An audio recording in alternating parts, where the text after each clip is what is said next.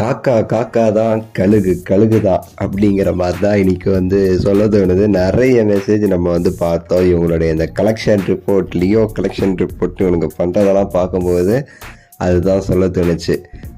என்ன அப்படின்னான்ட்டு இவங்களாவே எல்லாத்தையும் டிக்ளேர் பண்ணிக்கிட்டு சுற்றிட்டு இருக்கானுங்க.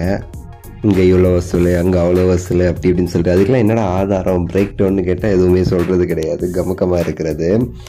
அதை விட இவனுங்க பெரிய பெரிய காமெடிலாம் பண்ணுறானுங்கன்னு வைங்களேன். ரீசெண்டாக நம்ம வலைபேச்சு பிஸ்மி அங்கிள் இருக்கார்ல, பிஸ்மி அங்கிள் ஒரு வித்தியாசமாக சொல்லியிருக்காரு.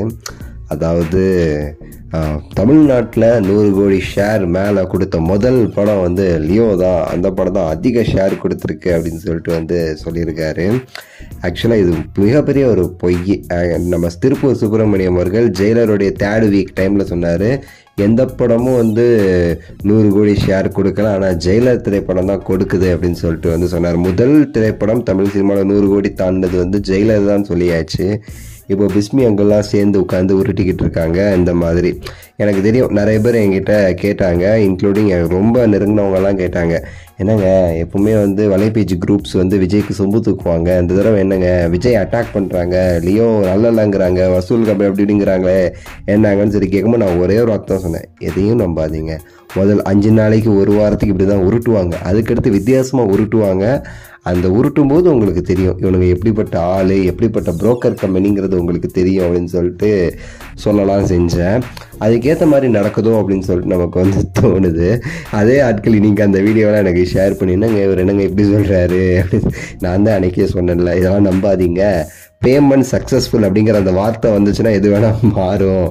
அதனால் எதையும் நம்பாதீங்க, எவனையுமே நம்பாதீங்கிறேன். நம்ம ஆளுங்களாம் சில பேர் இந்த மனோபாலாக்கெலாம் சொம்பு தூக்குவானுங்க, அதெல்லாம் எவனையுமே நம்பாதீங்க. நீங்கள் பாட்டுக்கு உங்கள் வேலையை பார்த்துட்டு போங்க. அவன் இப்படி பேசுவான், நாளைக்கு அஜித் படமும் ரஜினி படமும் ஒரு நாள் ரிலீஸ் ஆச்சு அப்படின்னா அவன் அஜித்துக்கு தான் சொம்பு தூக்குவான் மனோபாலா. ஸோ அதனால் யாரையும் எதுவும் நம்பாமல் நம்ம பாட்டுக்கு நம்ம வேலையை பார்த்துட்டு போகிறதான் கரெக்டு. இந்த காக்கா காக்கா தான், கழுகு கழுகு தான் சொன்னோம்ல, அதுக்கு என்ன காரணம்னா கழுகு கழுகு தான். அது டீசெண்டாக ஒரு பக்கம் அழகாக பறந்துட்டு எதுவும் வம்புக்கெலாம் போகாமல் அது பாட்டுக்கு போய்கிட்டு இருக்கு. காக்காவை பார்த்தீங்களா, அங்கங்கே தோண்டி தோண்டி கொத்து வந்துட்டே இருக்குல்ல. தலைவர் சொன்ன மாதிரி இந்த சக்ஸஸ் மீட்டில் பண்ணிச்சுல, கேவலமான ஒரு விஷயத்த பண்ணிச்சுல்ல, கொத்த பார்த்துச்சுல்ல, அதுதான். ஸோ ஆக்சுவலாக தலைவர் மேலே மேலே போக போக பல ரெக்கார்ட் செஞ்சுக்கிட்டே போகிறாரு. இவங்களால் எதுவுமே பண்ண முடியாது.